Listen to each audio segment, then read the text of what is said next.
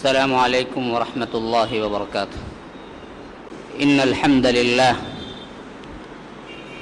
نحمده ونستعينه ونستغفره ونؤمن به ونتوكل عليه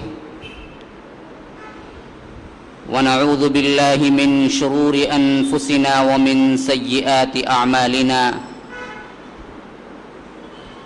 من يهده الله فلا مضل له ومن يضلل فلا هادي له.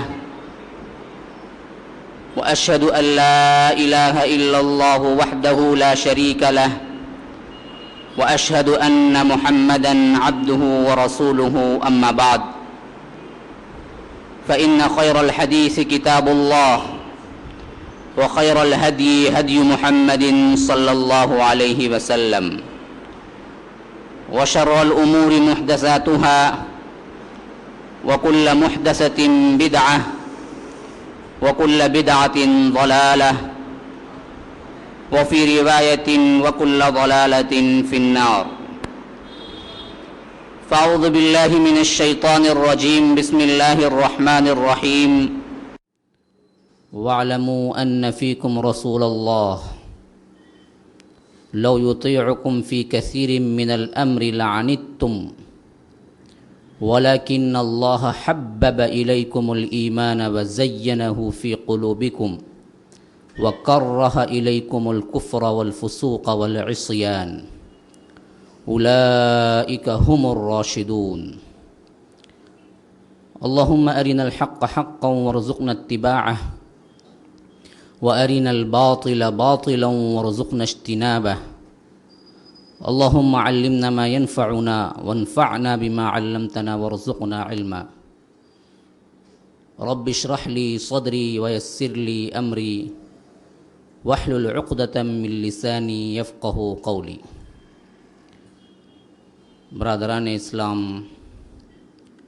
واجب الاحترام بزرگوں، دوستوں اور عزیز ساتھیوں، لائق احترام ماؤں اور بہنوں، رمضان کی ان مبارک راتوں میں اصحاب رسول اللہ صلی اللہ علیہ وسلم کا جو سلسلہ آپ لوگوں کے لیے پیش خدمت ہے، ان میں جس صحابی کی زندگی گزشتہ اور پیوستہ 2 دنوں سے پیش کی جا رہی ہیں، ان کا خاص وصف اللہ کے رسول صلی اللہ علیہ وسلم نے انہیں زندگی ہی میں جنت کی بشارت دی تھی۔ عشرۃ المبشرہ کے اندر آنے والے 10 مبشرہ بشارت دیے ہوئے، یعنی وہ 10 اصحاب جن کو اللہ کے رسول صلی اللہ علیہ وسلم نے دنیا ہی میں خصوصی طور پر جنت کی بشارت دے دی۔ ورنہ دیکھا جائے تو عمومی طور پر ہر صحابی جنتی ہے، رضی اللہ عنہ ورضوا عنہ کا خطاب عام ہے ہر صحابی کے لیے۔ السابقون الاولون من المہاجرین والانصار والذین اتبعوہم باحسان رضی اللہ عنہم ورضوا عنہ، یہ تو عمومی خطاب ہے۔ پھر ان میں خصوصیت کے ساتھ اللہ کے رسول صلی اللہ علیہ وسلم نے ترمذی کی روایت کے مطابق خصوصیت کے ساتھ اشارتاً باقاعدہ نام لے کے فرمایا، ابو بکر جنتی ہیں، عمر جنتی ہیں، عثمان جنتی ہیں، علی جنتی ہیں، طلحہ جنتی ہیں، زبیر جنتی ہیں، سعد بن ابی وقاص جنتی ہیں، اس طرح نام لے لے کے پکارا۔ تو ان 10 افراد میں سے میں نے 9 کا بالتفصیل ذکر کر دیا ہے مختلف مواقع پر، 2 کا آج اس رمضان المبارک کے ابتدائی دنوں میں۔ آج جس صحابی کی زندگی ہے وہ سب سے آخری میں 10 کو پورا کرنے والا عدد ہے، اس صحابی کی زندگی ہے۔ اس سے پہلے کہ ہم ان کی سیرت کا مطالعہ کریں، میرے اپنے انداز کے مطابق اصحاب رسول اللہ صلی اللہ علیہ وسلم کے فضائل کو بھی سن لیں۔ فرمایا اللہ تبارک و تعالی نے سورہ حجرات کی 8ویں آیت جو میں نے ابھی تلاوت کی، جان لو کہ تم میں اللہ کے رسول صلی اللہ علیہ وسلم ہیں، وَاعْلَمُوا أَنَّ فِيكُمْ رَسُولَ اللَّهِ، ان سے خطاب ہے، اب تو نہیں ہے، تو خطاب خصوصی طور پر اصحاب رسول اللہ صلی اللہ علیہ وسلم سے کہ جانو تمہارے درمیان اللہ کے رسول صلی اللہ علیہ وسلم ہیں۔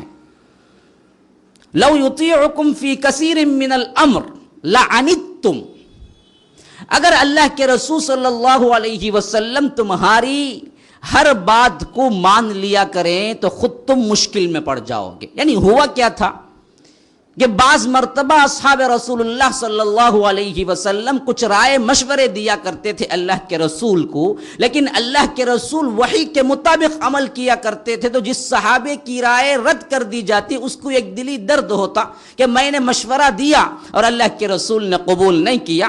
یہ چھوٹی سی ایک بات جو درد کا باعث بنی، اللہ تبارک و تعالی نے 7 آسمانوں پر سے وحی اتاری تسلی کے لیے۔ پہلے تو فرمایا کہ اس طرح کا جو کردار ہے وہ ٹھیک نہیں ہے، یہ وہ رسول ہے جو وحی کے مطابق عمل کرتا ہے، تمہارے مشوروں کی کوئی عمل کرنے کی خاص ضرورت نہیں ہے۔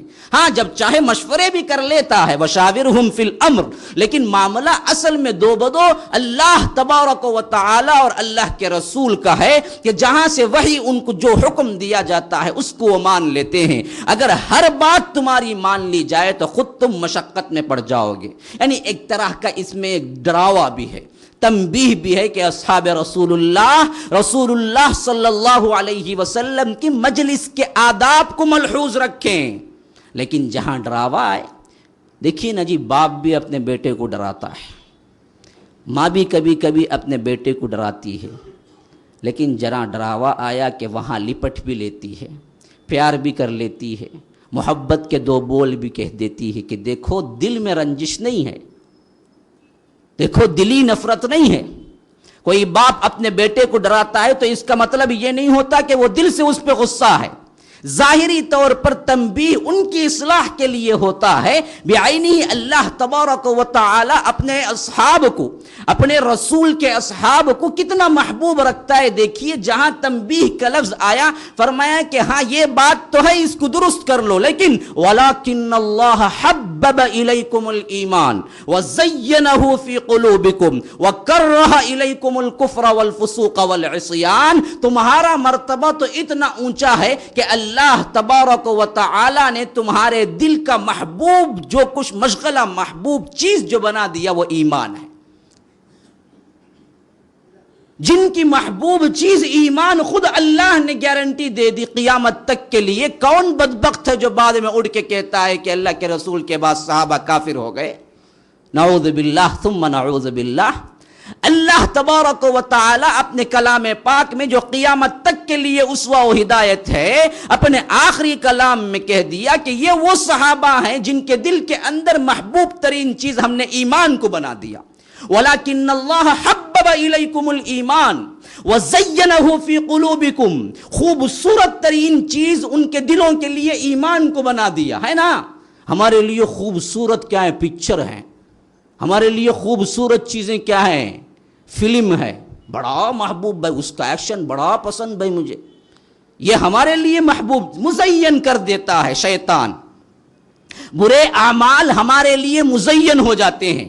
وَزَيَّنَ لَهُمُ الشَّيْطَانُ أَعْمَالَهُمْ، یہ لفظ خود قرآن میں آیا ہے۔ بدبختوں کے لیے، بروں کے لیے شیطان بری چیزیں اچھی کر دیتا ہے نا جی۔ دیکھیے نا، ڈانس کرتے، فواحشات کے لیے کیا ہے؟ ڈانس کا استعمال اتنا عام ہے۔ اب ہمارے لیے سب سے خوبصورت ترین مجلس، بہت اچھا، کہاں ڈانس سے آئے تو ڈانس دیکھے تو بہت اچھا رہتا ہے، کیا خوبصورت مناظر بتاتے تھے، کیسا اسٹیج تیار کرتے تھے۔ یہ خوبصورت چیزیں ہمارے دلوں کے اندر ہیں، یہ ہمارا اپنا حال ہے۔ اور اس نے یہ کون کیا؟ یہ شیطان کیا ہے. وَزَيَّنَ لَهُمُ الشَّيْطَانُ أَعْمَالَهُمْ. ان کے برے اعمال شیطان ان کے لیے مزین خوبصورت کر کے بنا دیتا ہے. یہاں بالکل الٹ دیکھیے اصحاب رسول اللہ صلی اللہ علیہ وسلم کا.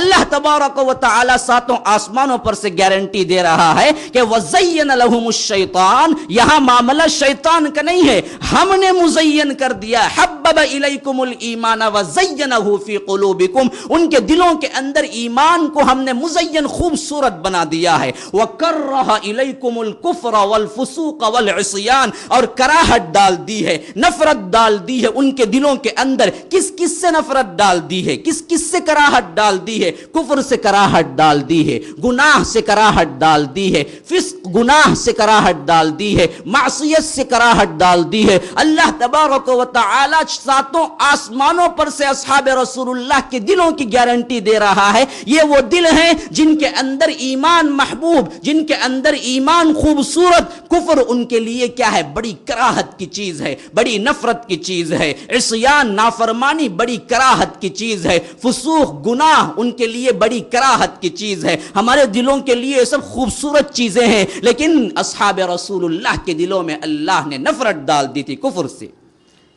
عصیان سے، معصیت سے، جس کی گارنٹی خود کہتا ہے اولئک هم الراشدون. فرمایا یہی وہ لوگ ہیں جو ہدایت یافتہ ہیں. تم کیا سمجھتے ہو؟ صحبت کا ایک لمحہ جانتے ہیں آپ کتنا بلند اور احترام والا ہے؟ اللہ کے رسول کی مجلس کی صحبت کا ایک لمحہ، اللہ کے رسول کی مجلس کی صحبت کا ایک لمحہ انبیاء کے بعد انسان اپنی کل زندگی سجدے میں سر رکھ کے بھی وہ مرتبہ لے نہیں سکتا جو اللہ کے رسول کی مجلس کی صحبت کا ایک لمحے میں بنا دیتا ہے. ایک صحابی، ایک غیر صحابی، ایک صحابی جس نے اللہ کے رسول کی مجلس کی صحبت اٹھائی ہو، خواہ ایک لمحے کے لیے ہی صحیح. غیر صحابی اپنی پوری زندگی سجدے میں سر رکھ کے گزار دے تو اس کا مقابلہ نہیں ہو سکتا، اس صحابی کا مقابلہ نہیں ہو سکتا. اللہ کے رسول نے گارنٹی دی لا تمس النار مسلما من رآنی. اس مسلمان کو آگ جہنم کی نہیں چھوئے گی جس نے مجھے دیکھا ہے. ایک لمحے میں اللہ کے رسول صلی اللہ علیہ وسلم کی صحبت اٹھائی ہو تو پھر تو وہ تمام لوگوں سے اتنا بلند ہو جاتا ہے. اللہ کے رسول نے فرمایا مسلم کی روایت میں، تم احد کے پہاڑ کے اتنا بھی سونا اللہ کے راہ میں خرچ کر دو، میرا صحابی صرف ایک مد یا آدھا مد خرچ کر دے تو دونوں کا مقابلہ نہیں ہو سکتا. اس سے بڑھ کے اس کو ثواب ملے گا. اللہ کے رسول کی صحبت، ان کی مجلس یہ اتنی احترام والی ہے، ان کی رفاقت اتنی احترام والی ہے. بہت بڑی سعادت ہے جو اللہ تبارک و تعالی نے اصحاب کو چنا. معمولی اصحاب نہیں، اسے خصوصی طور پر انتخاب ہوا ہے اصحاب رسول اللہ صلی اللہ علیہ وسلم کا. اسی لیے تمام لوگوں کے لیے اسوہ و نمونہ بنا دیا گیا اصحاب رسول اللہ صلی اللہ علیہ وسلم کو. انہی کی مبارک زندگیاں سننے کے لیے ہم یہاں جمع ہوئے ہیں، جن سے ہمیں سبق حاصل کریں. جس صحابی کی زندگی ہے، ان کی زندگی شروع کرنے سے پہلے ان کے باپ کی زندگی بتا دیتا ہوں. بھئی یہ فین دے دو، فین. ان کے باپ کی زندگی کیا ہے؟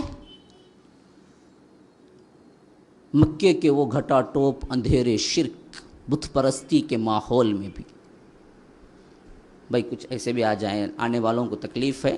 جگہ دیکھیے یہاں پر بھی ہے.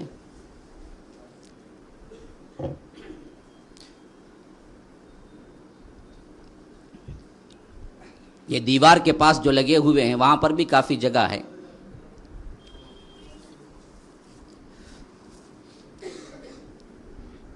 جو خاص کر نوجوان افراد کیا ہیں ٹیکہ لیے ہوئے ہیں، وہ آگے آ جائیں، جو لینے والے ہیں وہ لے لیں۔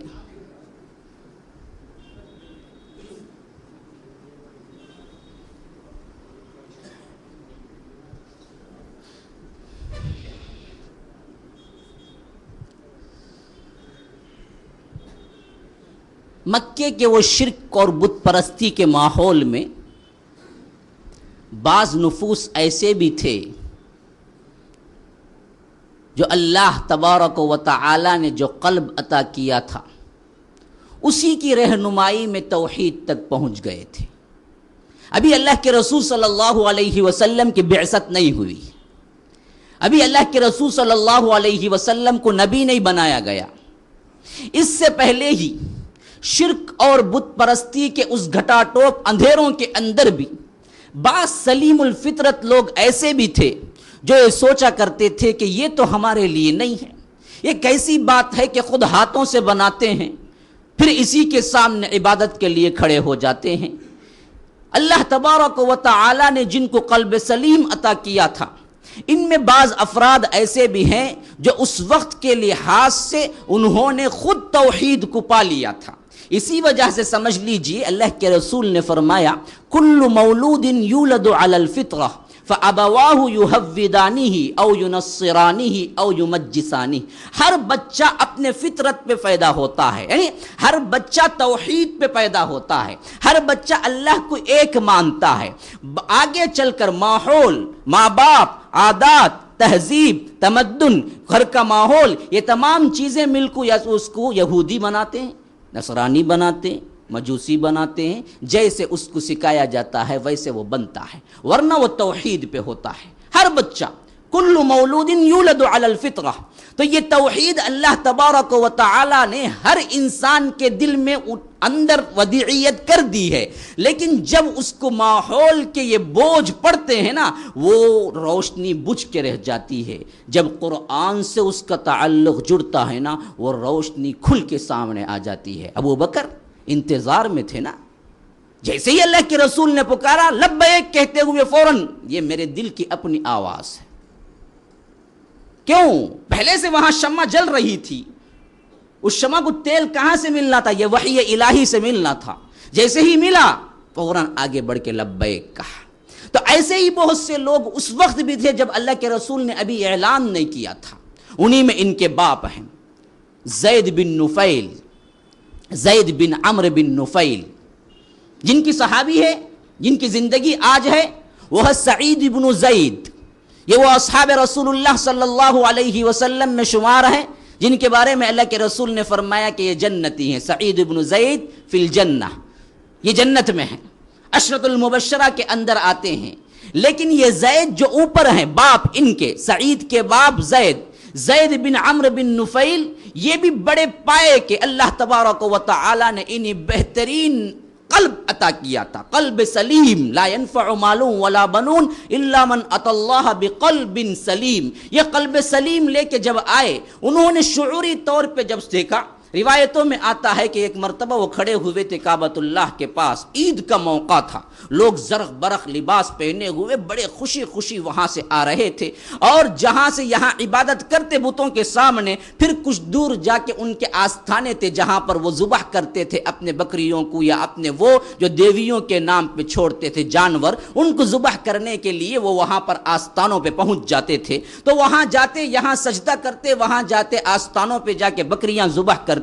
تو زید بن عمرو بن نفیل دیکھ رہے تھے اور ہٹ کے کھڑے ہو گئے۔ جب لوگ وہاں سے گزر رہے تھے تو انہوں نے بے اختیار خطاب شروع کر دیا، کہا کہ اے گروہ قریش، یہ کیا معاملہ ہے؟ بکری اللہ نے پیدا کی، بارش اس نے برسایا، اسی کی بارش کی وجہ سے کھیتی پیدا ہوئی، وہی کھیتی کھا کے بکری جوان ہوئی، جب بکری جوان ہو گئی، اچھی طرح تنومند ہو گئی، تم ایسی بکری لے جا کے کسی اور کے سامنے ذبح کرتے ہو، یہ کون سی عقل کی بات ہے؟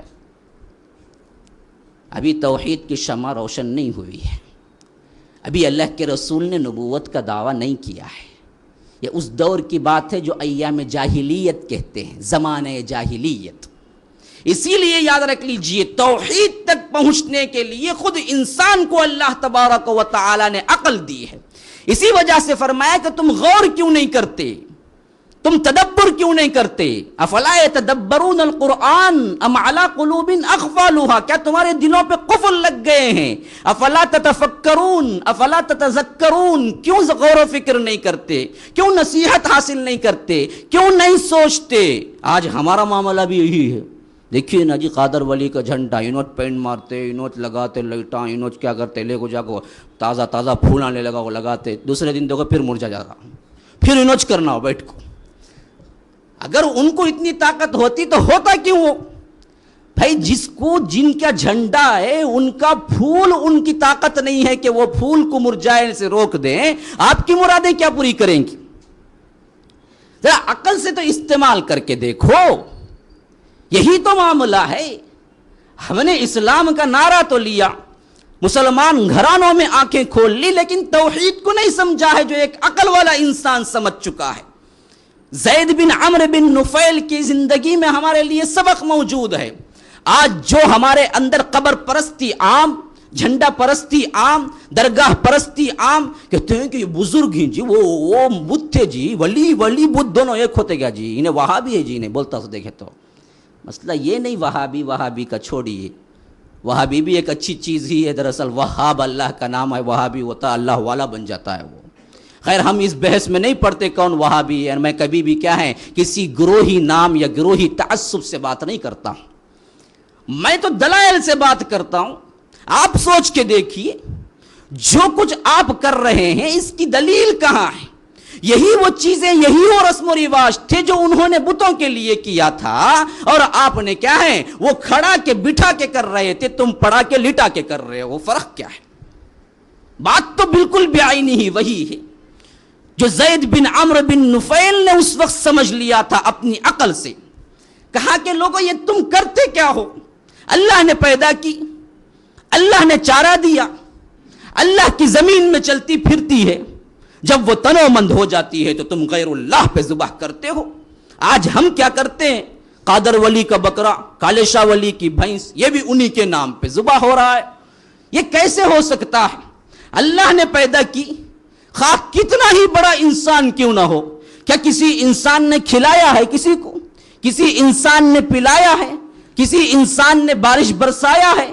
ارے اللہ تبارک و تعالی تو کہتا ہے کہ یا ایھا الناس، لوگو سنو یہ مثال کو. ضرب مثل فاستمعوا له، سورہ حج کے اندر فرمایا یا ایھا الناس، لوگو سنو، ضرب مثل فاستمعوا له، غور سے سنو میں ایک مثال تمہیں دیتا ہوں. اللہ اکبر، اللہ اکبر.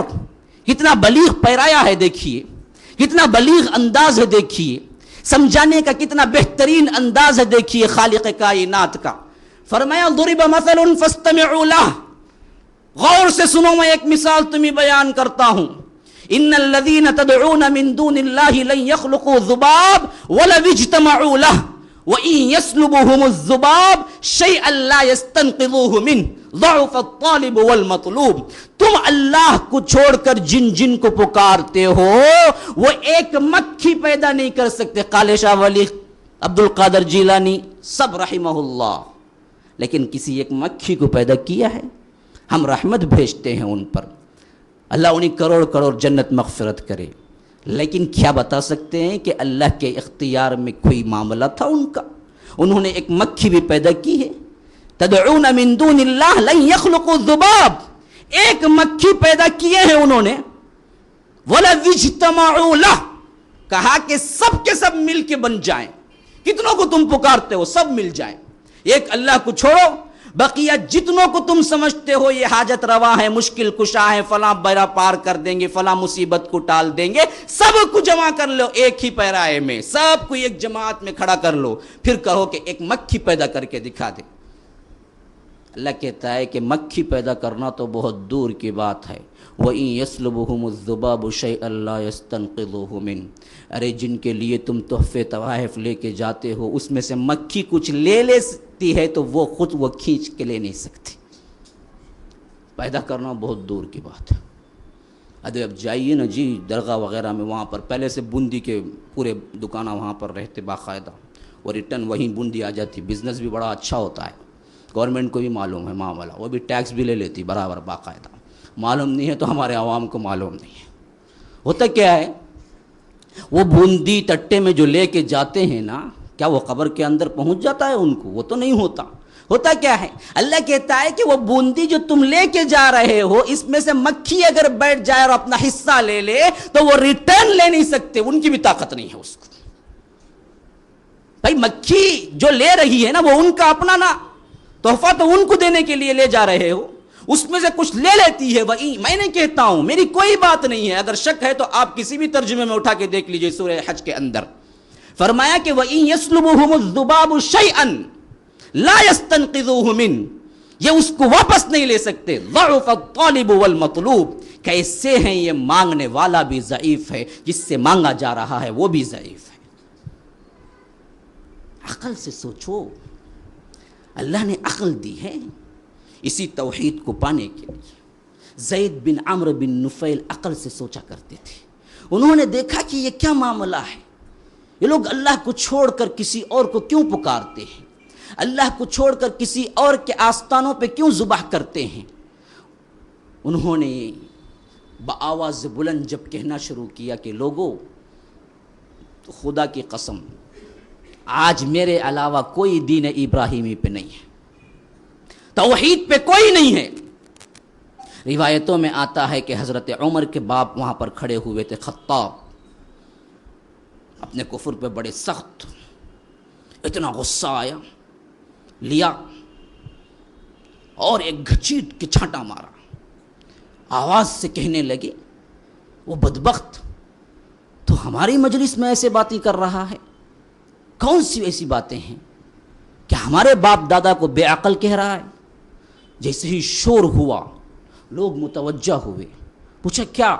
کہا کہ ہمارے بتوں کو گالیاں دے رہا ہے، ہمارے رسم و رواج کو برا بلا کہہ رہا ہے۔ ہوتا بھی یہی ہے نا جی، عوام کیا ہیں، اصل حقیقت کبھی نہیں سنتے، ایک شور اٹھ جائے نا بس پورے پلٹ جاتے ہیں، کیا ہوا کیا ہوا، پوچھ کیا بھی ہوا نہیں بھائی، مارو مل کو مارو بھائی، دیکھیں گے بعد میں، دیکھ لیں گے بعد میں، پوچھ لیں گے کیا ہو۔ یہ ہمارے اپنی عادت ہے، بعد میں تحقیقات کر لیں گے، اب موقع ملا ہے چیخو مارو۔ تو اب کیا ہوا، زید بن عمرو بن نفیل کو مارا گیا ہے، بے تحاشا مارا گیا ہے۔ پھر اس کے بعد انہیں مکے سے نکال دیا گیا، اور خطاب جو حضرت عمر کے باپ ہیں کہا کہ لوگوں دیکھو ہم نگرانی کرنا ہے، پھر کبھی یہ زید بن عمرو بن نفیل کعبۃ اللہ کے اندر نہ آئے۔ لیکن پھر بھی یہ کبھی کبھی رات میں چھپے چھپے وہاں آ کے عبادت کر لیا کرتے تھے، لیکن دل میں بڑے ملول تھے۔ کہتے ہیں حضرت عائشہ خود روایت کرتی ہیں کہ میں نے سنا کہ وہ ایام جاہلیت میں زید بن عمرو بن نفیل کبھی کبھی رات کے اندھیرے میں ہاتھ اٹھا دیا کرتے تھے، کہتے تھے کہ اے اللہ تو ہی توحید اور تیری ہی عبادت کے لائق ہے، تو ہی عبادت کے لائق ہے، لیکن کاش کہ مجھے تیری عبادت کیسی کرنی ہے وہ پتہ نہیں ہے۔ اتنا تو میں اپنی عقل سے جان لیا ہوں کہ ایک اللہ تو ہی ہے جو ابراہیم کا بھی رب ہے، اور عبادت صرف تیری ہونی چاہیے، لیکن کاش کہ مجھے پتا ہوتا کہ عبادت سے تو کون سی عبادت سے خوش ہوتا ہے کہ میں وہ کرتا، مجھے پتہ نہیں ہے کہ میں کیسے تجھ کو خوش کروں۔ پھر کہتے ہیں حضرت عائشہ وہ اپنی پیشانی پہ یوں سر رکھ کے ایسے کچھ دیر کے لیے جھکے کھڑے رہتے، پھر اپنے چہرے کو اٹھا لیتے۔ یہی کیفیت تھی کہ ایک مرتبہ ایسے ہی بعض خیالات کے لوگ بھی وہاں جمع ہو گئے، ان میں ورقہ بن نوفل ہے جنہوں نے سب سے پہلے اللہ کے رسول کو بشارت دی کہ آپ اس امت کے نبی ہیں، اسی میں عبداللہ ابن جہش ہیں، اسی میں امیمہ بن عبد المطلب ہیں۔ یہ تمام لوگ جب ایک مرتبہ حرم میں جمع تھے، انہوں نے کہا کہ زید کیا تم مانتے ہو کہ یہی وہ دین ابراہیمی ہے جو آج ہم اس پہ قائم ہیں؟ کہا کہ خدا کی قسم یہ جتنے کام یہ لوگ رسم و رواج کر رہے ہیں، شرک مشرکانہ طور پہ کر رہے ہیں، ان میں سے کوئی ایک بھی ابراہیم کے پیروں میں سے نہیں ہے، ابراہیم کی اتباع کرنے والا نہیں ہے۔ انہوں نے کہا زید بن عمرو نے کیا تم مانتے ہو کہ یہ دین ابراہیمی ہے؟ انہوں نے کہا کہ نہیں، ہم بھی مانتے ہیں دل کے اندر کہ یہ دین ابراہیمی نہیں ہے، ان لوگوں نے بگاڑ کے کچھ کا کچھ کر دیا ہے۔ آج بھی حالت یہی ہے۔ ہم مسلمانوں کی حالت کتنی بدل گئی ہے۔ اگر صحابی کا کوئی گروہ کا انسان صحابہ کے اندر کا آ کے آج کے مسلمانوں کو دیکھ لے تو وہ سب کچھ سمجھ سکتا ہے، مسلمان نہیں سمجھ سکتا۔ ہم نے بھی اپنے دین کو پامال کر دیا ہے، رسم و رواج ہمارے اندر بھی اصل حقیقت مخفوت۔ اصل ارکان تو ہمارے پاس نہیں ہے، صرف رسم و رواج ہمارے پاس محفوظ رہ گئے ہیں۔ توحید کہیں گم ہو چکی ہے، شرک کے آلائش میں ہم بھی ملوث ہو چکے ہیں۔ جہاں توحید کی بات ہوتی ہے وہاں ان لوگوں کو نیا دکھتا ہے، یہ کیا جی نیا کہہ رہا ہے، ہم تو برسوں سے فتویٰ کرتے ہوئے آ رہے ہیں، برسوں سے قبروں کو جا رہے ہیں، برسوں سے ہم نے کیا ہے مجاوری کرتے آ رہے ہیں، یہ کوئی نئی بات کہہ رہا ہے، مارو اس کو، یہ تو وہاں بھی لگتا ہے، سعودی سے ان کو پیسہ آتا کرتے، بعض لوگ کیا بولتے سیدھا ڈائریکٹ کنیکشن دے دیتے، وہاں سے وہاں مسئلہ ختم۔ انسان کیا ہے حقیقت کو سمجھ ہی نہ پائے، غلط الزامات لگا دو وہیں سے، کیونکہ معاملے کو ختم کر دیا جائے، انسان کے اندر بدزنی ڈال دی جائے، پھر وہ بات سننے کے بھی لائق نہیں رہتا۔ یاد رکھ لیجئے یہ وجہ، ہم نے اسلام کے اصل حقائق کو بھلا دیا، پڑھنا بھی چاہتے نہیں، علم حاصل کرنا بھی نہیں چاہتے۔ ہم یہ نہیں کہتے کہ ہم کہہ رہے ہیں مان لو، ہم تو یہ کہتے ہیں کہ اللہ کے لیے کلام اللہ کو پڑھو، اللہ کے لیے اللہ کے رسول کی باتوں کو پڑھو، تمہیں خود سمجھ آ جائے گی کہ اصل دین تو ان کتابوں میں محفوظ ہے جن نے اس کو اٹھا کے پھینک دیا ہے۔ تو زید بن عمرو بن نفیل جب یہ کہتے ہیں تو وہ کہتے ہیں چاروں مل کر کیا کریں، کہتے ہیں ہم تلاش حق کریں گے، ہم تلاش کریں گے، ہم دیکھیں گے کون سا حق ہے، کہاں ہے دین ابراہیم۔ کہتے ہیں کہ تم بصرہ جاؤ، زید بن عمرو کہتے ہیں کہ میں شام جا رہا ہوں، تم فلاں علاقے کو جاؤ، جا کے الگ الگ تلاش کرو۔ اسی تلاش میں ورقہ بن نوفل عیسائی ہو جاتے ہیں، تب پورے عبرانی عبارتیں وغیرہ پڑھتے ہیں، اسی وجہ سے وہ سب سے پہلے اللہ کے رسول کو بشارت دیتے ہیں۔ اچھا ان کا حال کیا ہوتا ہے زید بن عمرو بن نفیل کا؟ یہ بھی نکلتے ہیں شام کی طرف، تلاش کرتے ہیں، بہت سو سے ملتے ہیں، بات کرتے ہیں کہاں ہے حق، کون حق پر ہے، کون سا مذہب ہے، کوئی مذہب نہیں ہے، سب ان میں خامی نظر آتی ہے۔ کہتے ہیں وہ خود روایت کرتے ہیں کہ میں چلتا چلتا چلتا چلتا ایک راہب سے ملا جو اپنے گرجا کے اندر عبادت کر رہا تھا۔ میں نے کہا کہ تم جو عقیدہ رکھتے ہو اللہ کے بیٹے عیسیٰ ہیں، کیا یہی عیسائیت ہے؟ اس نے کہا کہ نہیں۔ پھر اصل حقیقت دین ابراہیمی کیا ہے؟ انہوں نے کہا کہ اچھا دین ابراہیمی کی تلاش کر رہے ہو تم، تو خدا کی قسم اب دنیا میں تمہیں کوئی دین ابراہیمی پہ نہیں ملے گا، اب تو کوئی دین ابراہیمی پہ نہیں ہے۔ ہاں وہ وقت بالکل قریب ہے، جہاں سے تم آئے ہو وہیں پر ایک نبی آنے والا ہے۔ وہ وقت قریب ہے، جہاں سے تم آئے ہو وہیں پر ایک نبی آنے والا۔ تم خام مخام دوسری جگہ تلاش نہ کرو، بلکہ واپس جاؤ مکے میں، وہیں ٹھہرو، ان قریب وہ آنے والا ہے۔ اگر وہ آ جائے اور اعلان کر دے اپنی نبوت کا، پیچھے نہ رہنا، قبول کر لینا فوری طور پر۔ یہ سنتے ہیں تو کہتے ہیں کہ میں خوشی خوشی واپس لوٹا، لیکن بدبختی یہ ہے کہ بعض جو ان کے دشمن ہو جاتے ہیں، ان کے اپنے افکار سے، ان کے اپنے خیالات سے جو وہ مکے کے اندر اظہار کر چکے ہوتے ہیں، تو جب دیکھتے ہیں کہ یہ پھر واپس مکہ آنا چاہتے ہیں تو رات کا موقع، رات کے وقت انہیں قتل کر دیتے ہیں۔ اس وقت آخری دعا جو ان کی ہوتی ہے، روایتوں میں آتا ہے کہ انہوں نے یہ دعا کی، اے اللہ جس نبی کی رحمت سے تو مجھے محروم رکھا ہے، میرے بیٹے کو محروم نہ رکھ۔ انہوں نے دعا کی، اے اللہ جس نبی کی رحمت سے مجھے محروم کر دیا، لیکن میرے بیٹے کو محروم نہ رکھ۔ اس وقت بیٹا ان کا ابھی اس منزلیں کو طے کر رہا ہے جو نوجوانی کی منزلیں کہہ رہے ہیں۔ سعید ابن زید، یہاں سے ان کی وفات، یہاں سے سعید ابن زید کی زندگی شروع ہو رہی ہے۔ دیکھیے کون کون اللہ کے رسول کو پہچان رہا ہے، کیسے کیسے حق کی تلاش کر رہے ہیں۔ ہمارے پاس حق سامنے موجود ہے، پڑھنا نصیب نہیں ہوتا۔ ہمارے پاس آنکھیں کھولی تو اسلام موجود ہے، لیکن اس پہ چلنا نصیب نہیں ہوتا۔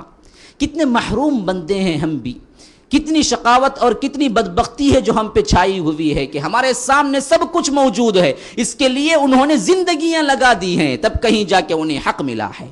کون کون اللہ کے رسول صلی اللہ علیہ وسلم کو پہچانتا ہے، کیسے کیسے اطلاعات ملتے ہیں۔ اللہ کے رسول صلی اللہ علیہ وسلم جب نبی بن کے آئے تھے، حجر، شجر، درخت، پہاڑ، دریا گواہیاں دی ہیں، جانور گواہیاں دی ہیں، اونٹ آیا کرتے تھے اللہ کے رسول کے سامنے یوں سر جھکایا کرتے تھے، اونٹ آیا کرتے تھے اللہ کے رسول کے لیے سجدہ کیا کرتے تھے، پتا تھا کہ یہ اللہ کے نبی ہیں، یہ اللہ کے نبی ہیں۔ صحابہ نے کہا کہ اللہ کے رسول اونٹ جانور ہوتے ہوئے آپ کو سجدہ کرتا ہے، ہمیں بھی اجازت دیجیے ہم بھی سجدہ کریں۔ تو اللہ کے رسول نے کہا کہ نہیں، تمہارے لیے اجازت نہیں ہے، اگر میں اجازت دیتا تو بیوی کے لیے اجازت ہوتی کہ وہ شوہر کو سجدہ کرے۔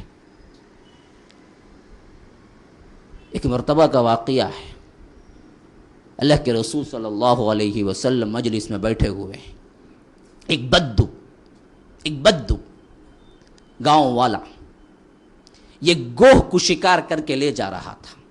گوہ پتہ ہے گوہ کیا چیز ہے؟ گوہ ایک جانور ہے، جنگلی جانور جو اس زمانے میں کھایا جاتا تھا، چپکلی کی طرح 10 گنا بڑا ہوتا ہے، یوں ہاتھ کے لمبی اتنی سائز کا ہوتا ہے، برابر کا چپکلی کی طرح ہوتا ہے گوہ۔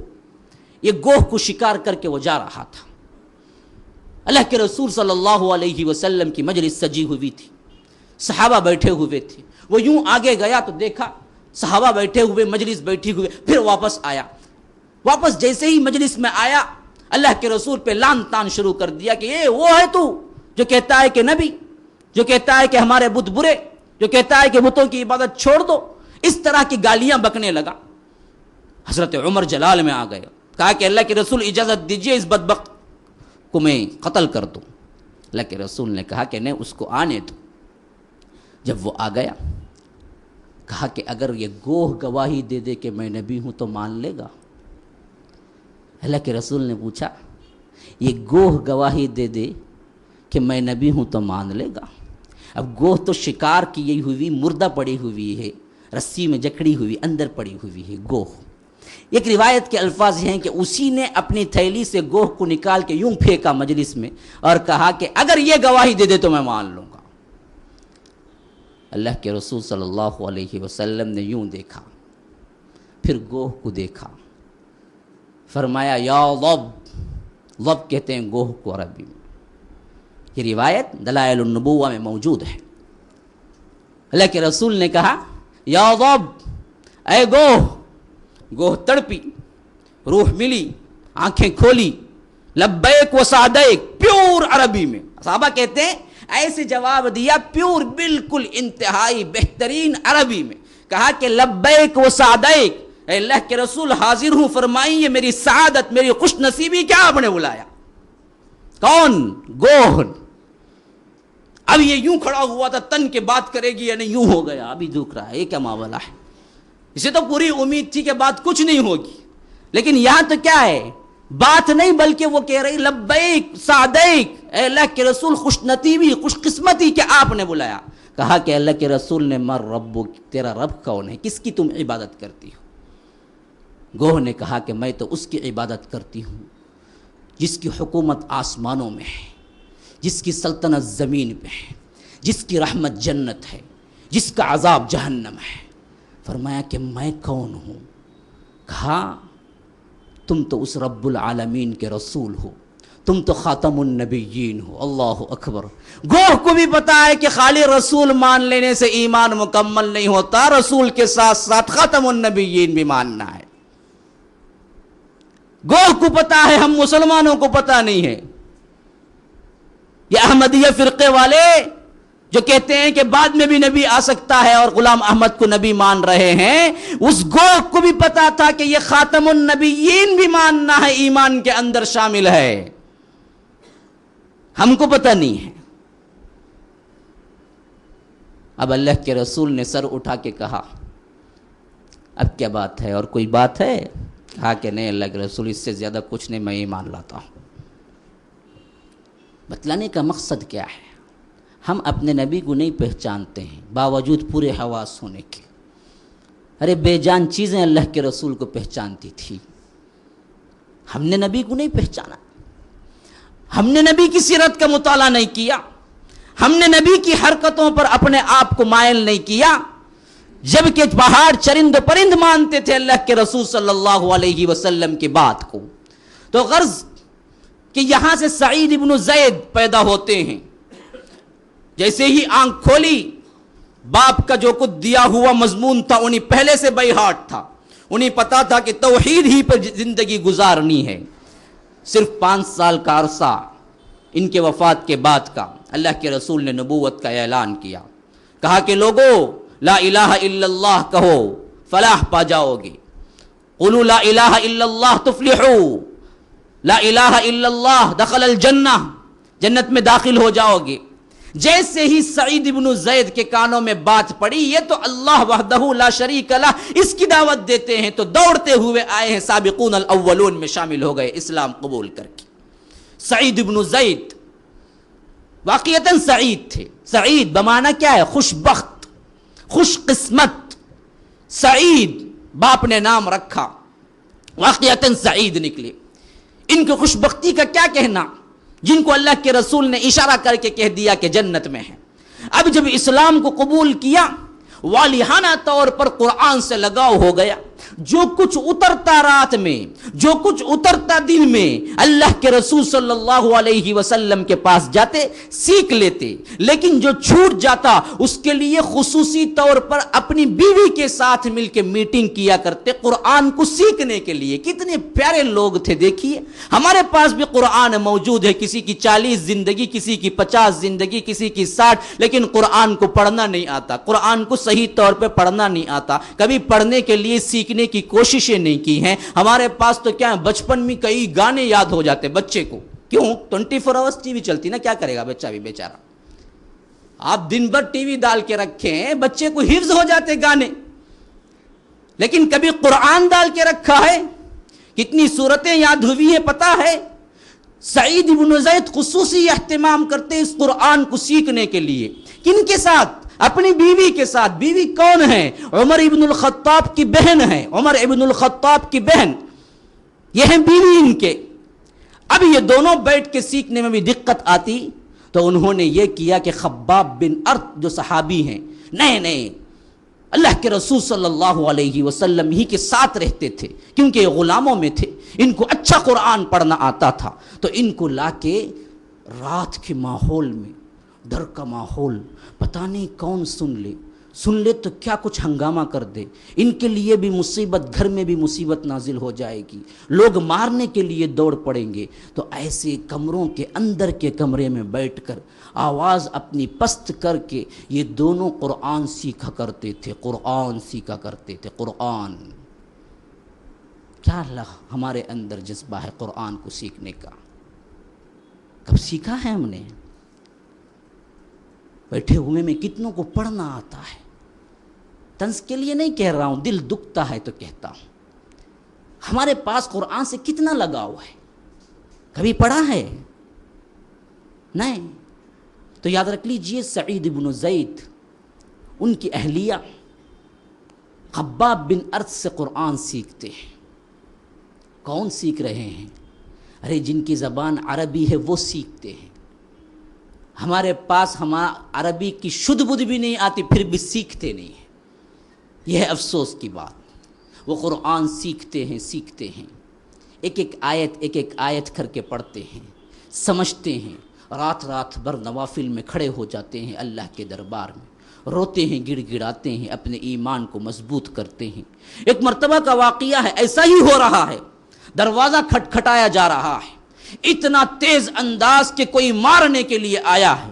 خباب بن ارت کہتے ہیں کہ اب تو کوئی ہنگامہ ہونے والا ہے، میں اندر چھپ جاتا ہوں. اندر جا کے چھپ جاتے ہیں. بہن دروازہ کھولتی ہے، کیا دیکھتے ہیں؟ سامنے عمر بن الخطاب کھڑے ہوئے ہیں، تلوار بالکل برہنہ کرتے ہوئے. ابھی وہ اسلام نہیں قبول کیے ہیں، یہ اس زمانے کی بات ہے. کہتے ہیں کہ ابھی جو باتیں میں سن رہا تھا، گنگناہٹ، یہ کیا بات ہے؟ انہوں نے کہا کہ کچھ نہیں. کیا؟ کہا کہ نہیں، اس سے جھوٹ نہ بولو، کچھ نہ کچھ ہو رہا تھا اندر. کیا ہو رہا تھا؟ انہوں نے کہا کہ آؤ اندر بیٹھو، پہلے بات چیت تو کرو، یہیں سے بیٹھے بیٹھے کیا ہے جوش. اب تو انہیں کیا ہے اور لگ گیا.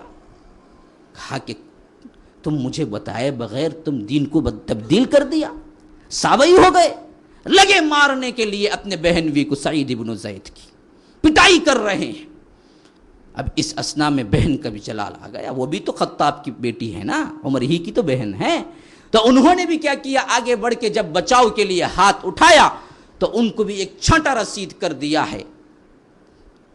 جب مار کھائے ہیں نا تب انہوں نے کہا ہے کہ عمر جو چاہے کر لو، جو چاہے کر لو، ہاں ہم نے محمد الرسول اللہ صلی اللہ علیہ وسلم کی اتباع کی ہے، ہم اس مذہب کو تبدیل کرنے والے نہیں ہیں، تم جو چاہے کر لو. اسلام کی فطرت میں قدرت نے لچک دی ہے، اتنا ہی ابھرے گا جتنا کہ دباؤ گے. آج ہم پہ دباؤ نہیں ہے تو ہم بالکل سائلنٹ مردہ ہو گئے ہیں. ہمارے اندر مصائب و آلام نہیں آئے ہیں، اس اسلام کے لیے کچھ قربانی نہیں دی ہے تو ہم مردہ ہیں. جب بھی دبانے کی کوشش کی گئی ابھر کے سامنے آیا. جب یہ دو بدو جواب آیا تو حضرت عمر بھی ٹھنڈے پڑ گئے. کہا کہ اچھا بتاؤ کیا پڑھ رہے تھے؟ انہوں نے کہا کہ نہیں تم نجس ناپاک ہو، نہ کہ آؤ تب بتاتی ہوں کیا پڑھ رہے تھے. گیا نہائے واپس آئے، کہا کہ اب بتاؤ کیا پڑھ رہے تھے. طٰہٰ کی ابتدائی آیتیں تھیں. اب دیکھیے قرآن کیسے اثر کرتا ہے، کیسے اثر کرتا ہے. اپنے اندر بڑی تاثیر رکھا ہے قرآن، لیکن جب قلب اس کو ماننے کے لیے تیار ہو جائے. جب آیتیں شروع کی گئی طٰہٰ ما انزلنا علیک القرآن لتشقی الا تذکرۃ لمن یخشی تنزیلا ممن خلق الارض والسماوات العلی الرحمن علی العرش استوی. کس کی طرف سے آیا ہے یہ قرآن؟ کس کی طرف سے آیا ہے؟ مالک کائنات کی طرف سے. ممن خلق السماوات والارض العلی الرحمن کہاں ہے وہ؟ عرش پر مستوی ہے. علی العرش استوی لہ ما فی السماوات وما فی الارض وما بینہما وما تحت الثری. کیسی ملکیت ہے؟ جو کچھ آسمان میں ہے اسی کا ہے، جو کچھ زمین میں اسی کا ہے، جو کچھ زمین کے اندر ہے وہ بھی اسی کا ہے. یہاں آنسو نکل رہے ہیں حضرت عمر کے، داڑھی تر ہو رہی ہے. سن رہے ہیں کس کا کلام؟ کلام رب العالمین. پھر اس آیت پہ پہنچے اننی انا اللہ لا الہ الا انا فاعبدنی. دیکھو میں اللہ ہوں. حضرت موسیٰ کے واقعے میں آ رہا ہے. جب انہوں نے آگ کو دیکھا اللہ نے کہا کہ فخلا نعلیک، اپنے چپل اتار کے آؤ. انک بالوادی المقدس طویٰ، تم طویٰ کے مقدس وادی میں ہو. اننی انا اللہ، وہاں سے پکار آئی دیکھو میں اللہ ہوں. لا الہ الا انا فاعبدنی، میرے علاوہ کوئی عبادت کے لائق نہیں ہے لہٰذا میری عبادت کرو. پکار اٹھے اشہد ان لا الہ الا اللہ. کہا کہ بتاؤ اللہ کے رسول کہاں ہے؟ میں باقاعدہ ان پہ جا کے اسلام قبول کرنا چاہتا ہوں. سعید ابن زید بہت بڑا سبب بنے حضرت عمر کے اسلام میں. اسی وقت خباب بن ارت اپنے کمرے سے نکل کے جو چھپ گئے تھے آئے ہیں. کہا کہ عمر خوش ہو جاؤ، ابھی 2 دن پہلے میں نے اپنے حبیب سے سنا تھا، اللہ کے رسول صلی اللہ علیہ وسلم نے فرمایا تھا اے اللہ عمر بن ہشام یعنی ابو جہل یا عمر بن خطاب، ان دونوں میں سے جس کو تو محبوب رکھتا ہے ان میں سے اسی ایک کو اسلام کے لیے سینے کو کھول دے.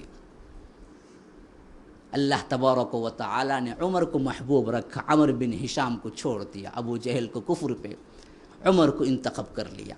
عمر اسلام قبول کر لیے. یہ وہ ہیں جن کو اللہ نے چاہا، اسلام نے چاہا. ہم سب اسلام کو چاہتے ہیں، اسلام نے جن کو چاہا وہ کیا ہیں؟ عمر ہیں.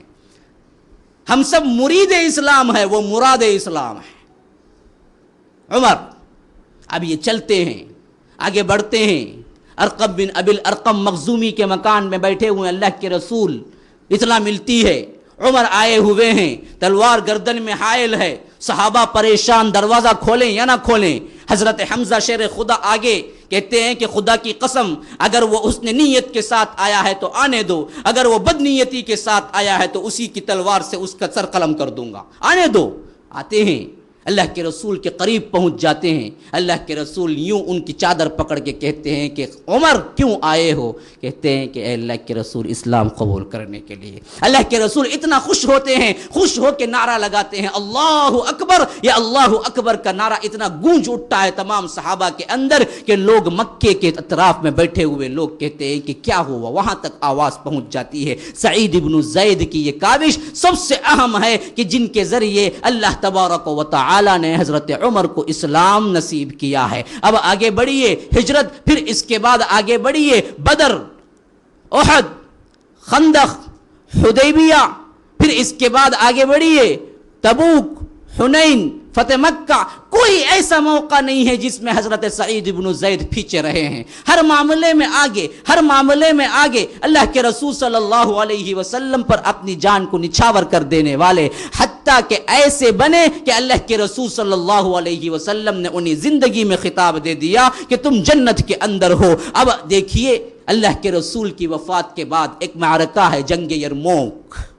कहते हैं कि उस वक्त जब मुकाबला हुआ, इधर 24,000 सहाबा मुसलमान, मुकाबला 1,20,000 का। ऐसा मुकाबला था कि जब लश्कर सामने आया तो देखते हैं कि एक पहाड़ चलता हुआ सामने आ रहा है। ये 24,000 के मुकाबले में 1,20,000 का लश्कर कोई लश्कर ही नहीं, इतना मुकाबला हो ही नहीं सकता। सहाबा यूं डरे, ऐसे बैठ गए, देखते रहे कि क्या करें, मुकाबला करें या ना करें। कहते हैं कि अबू उबैदा इब्नुल जर्राह सामने आए, कहा कि इन तंसुरुल्लाह यंसुरुकुम व युसब्बित अक़दामकुम, क्या तुम्हें मालूम नहीं है कि तुम अल्लाह की मदद करोगे तो अल्लाह तबारक व तआला तुम्हारी मदद करेगा और कदमों को जमा देगा, आगे बढ़ो। सिर्फ ये कहना था कि एक शख्स आगे आ रहा है, एक शख्स आगे आ रहा है। सईद इब्न ज़ैद कहते हैं कि यही वो शख्स था कि पूरे लश्कर में चिंगारी लगा दी थी। एक शख्स आया, कहा कि मैं जा रहा हूं, मैं कहां जा रहा हूं? मौत के लिए जा रहा हूं। अगर कोई रसूलुल्लाह पर पैगाम पहुंचाना चाहे तो मुझे कह दे, मैं पैगाम पहुंचा देता हूं। क्या मतलब? मैं शहादत के लिए जा रहा हूं, शहीद होऊंगा, रसूल से मिल जाऊंगा। अगर तुम्हें कोई पैगाम देना हो मोहम्मद रसूलुल्लाह सल्लल्लाहु अलैहि वसल्लम के पास, मुझे कह दें कि मैं जाके पैगाम दे देता हूं। अबू उबैदा इब्नुल जर्राह कहते हैं कि जाओ जाओ, अल्लाह तबारक व तआला जो कुछ हमें दिया है, इसके जरिए हमने जो कुछ ईमान को पाया है, अल्लाह के रसूल से सिर्फ इतना कह देना कि हमारा सलाम है। सईद इब्न ज़ैद कहते हैं कि बस फिर क्या था, पूरे लश्कर में चिंगारी। 24,000 ने यह नहीं सोचा कि मुकाबला 1,20,000 से है। ऐसे लड़े।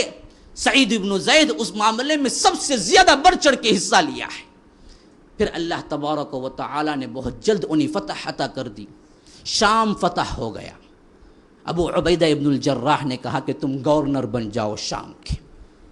सहाबा हम जैसे नहीं थे। इस जंग से दुनिया मतलूब नहीं थी, माल गनीमत मतलूब नहीं थी। वो बदबख्त लोग हैं जो कहते हैं कि सहाबा दुनिया के लिए लड़े हैं। बदबख्ती उन पे छाई हुई है। यहां देखिए कैसे बेरग़बत थे दुनिया से। अबू उबैदा इब्नुल जर्राह सिपह सालार हैं। शाम फतह हो गया पूरा पूरा। कहा कि सईद तुम गवर्नर बन जाओ यहां के, मैं आगे जिहाद के लिए और आगे चला जाता हूं। एक दिन नहीं गुजरा, उन्होंने कहा, जो आगे बढ़ चुके थे, खत लिखा अबू उबैदा इब्नुल जर्राह के नाम। कहा कि अबू उबैदा, ये कैसे मुमकिन है कि तुम तो अल्लाह की राह में आगे बढ़ते चले जाओ और मुझे गवर्नरी के जरिए बिठा दो? मैं हरगिज ये गवर्नरी कबूल करने वाला नहीं हूं। तुम सआदतें लेते जाओ, तुम सवाब कमाते जाओ, तुम अल्लाह की राह में आगे बढ़ते जाओ और मैं गवर्नर बन के यहां पे बैठ जाऊं, ये कभी मुमकिन नहीं है। गवर्नरी को लात मारी है। एक सीट वोट में हासिल करने के लिए क्या कुछ नहीं कर रहे हैं आज लोग। दुनिया कमाने के लिए क्या कुछ नहीं कर रहे हैं आज लोग। अस्हाब रसूलुल्लाह की जिंदगियां पढ़िए, ईमान को ताज़ा कीजिए। कैसे उन्होंने गवर्नरी को लात मारी, कहा कि नहीं, जिहाद मेरे लिए अफजल है, गवर्नरी नहीं चाहिए मुझे। अल्लाह के लिए तुम इस गवर्नर के पोस्ट से मुझे हटा दो। अबू उबैदा मजबूर होकर वहां से हटा देते हैं। फिर आगे बढ़िए, अल्लाह तबारक व तआला उन्हें बेहतरीन माल भी देता है, हत्ता कि इबादत गुजारी की हैसियत से इतने बुलंद मर्तबे पे पहुंच जाते हैं कि जब भी कोई बात ज़बान से निकल जाती अल्लाह कबूल कर लेता। सहाबा के अंदर मशहूर हो गए थे सईद इब्न ज़ैद मुस्तजाबुद दावात। क्या मतलब? जो दुआ के लिए हाथ उठा दिए अल्लाह कबूल कर लिया। जैसा कि अल्लाह के रसूल ने फरमाया कि रुब्बा, बहुत से बंदे अल्लाह के ऐसे हैं जो फटे पुराने कपड़े पहनते हैं, बदहाल है, लेकिन जब वो कसम खा लें तो अल्लाह पूरी कर देता है। बहुत से बंदे ऐसे हैं, जब वो कोई अहद कर लेते हैं अल्लाह पूरी कर देता है। सईद इब्न ज़ैद भी मुस्तजाबुद दावात में से। आखिरी ज़माने में उनके साथ एक मामला ये हुआ था कि अरवा नाम की एक औरत थी جس نے ان پہ مقدمہ دائر کیا کہ انہوں نے میری زمین غصب کر لی ہے۔ اس دور کا جو حاکم تھا مروان، انہوں نے بلایا سعید بن زید کو، کہا پوچھا کیا تم نے اس کی زمین غصب کر لی ہے؟ انہیں بڑا دلی دکھ ہوا۔ انہوں نے کہا کہ میں کیسے زمین غصب کر سکتا ہوں، جبکہ خود میں نے اللہ کے رسول سے سنا ہے کہ جس نے ایک بالش زمین غصب کی، اللہ تبارک و تعالی قیامت کے دن 7 زمینوں کا طوق بنا کے اس کے گردن پہ ڈالے گا۔ میں کیسے یہ کام کر سکتا ہوں؟ عدالت کے پیش نظر مروان نے کہا کہ قسم کھائیے۔ انہوں نے کہا کہ اللہ تبارک و تعالی یہ کبھی نہیں ہو سکتا کہ میں قسم کھاؤں، میں زمین دے دیتا ہوں اس کو۔ زمین دے کے ایسے ہی آہ نکلی، کہا کہ اے اللہ میں صحیح ہوں، میں عدل پہ ہوں، میں انصاف پہ ہوں، لوگوں کو بتلا دے اور اس کو اندھا کر کے اسی زمین کے اندر مار۔ بس یہ کہنا تھا کہ معاملہ ختم ہو گیا۔ پھر اللہ تبارک و تعالی نے بہت جلد واضح کر دیا کہ سعید بن زید بالکل صحیح تھے۔ وہ نشان بھی جو مٹ گیا تھا اللہ نے ظاہر کر دیا، زمین میں لوگ دیکھ لیے کہ یہ ان کی اپنی زمین تھی، اور بہت جلد اللہ نے اس کی بینائی چھین لی اروا کی۔ کہتے ہیں کہ کچھ ہی دنوں کے بعد اسی زمین میں ایک کنواں تھا، وہ بینائی چلی جانے کے واسطے ٹٹول کے وہاں سے دایا کرتی تھی، ایک بار ٹٹول کے جا رہی تھی کہ اسی کنویں میں گری اور مر گئی۔ اللہ والوں کو تکلیفیں نہیں دینا ہے کبھی بھی، یاد رکھ لیجیے۔ من آذا لی ولیا فقد آذنتہ بالحرب، جس نے میرے ولی کو ایذا دی، اذیت دی، اس کے خلاف میں جنگ کا اعلان کرتا ہوں۔ تو یہ ہیں سعید بن زید، جن کی زندگی کے مختصراً واقعات میں نے آپ لوگوں کے سامنے رکھے ہیں۔ ھذا وباللہ التوفیق، صلی اللہ وسلم علی نبینا محمد۔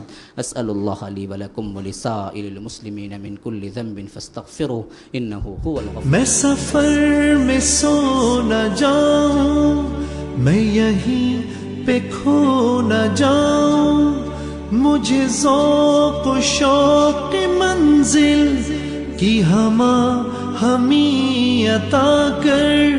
بڑی دور ہے ابھی تک رگ جان کی مسافت، جو دیا ہے قرب تو نے تو شعور بھی عطا کر۔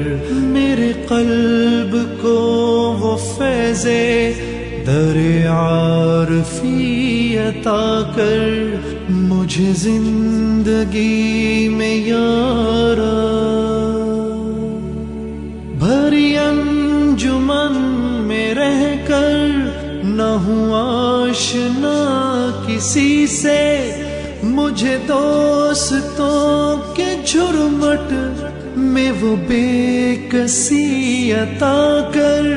مجھے تیری جستجو ہو، میرے دل میں تو ہی تو ہو، میرے قلب کو وہ فیض در عارفی عطا کر۔